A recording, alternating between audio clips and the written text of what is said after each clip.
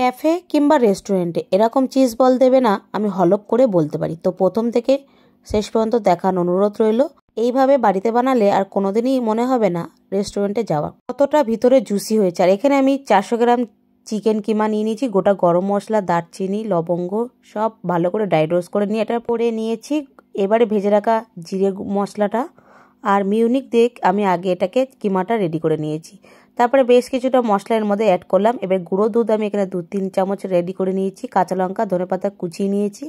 এবারে চিকেনের যে আমি বল শেপ করে নিলাম, এইগুলো একটা শেপ করে নিয়েছি। 2টো ডিম দিয়ে একটা কোট বানিয়ে নেব। তো এইভাবে আমি কোটগুলো করে নিচ্ছি। আর এখানে ব্রেড ক্রাম্বসরা আমি পাউরুটি দিয়েই বানিয়ে নিয়েছি।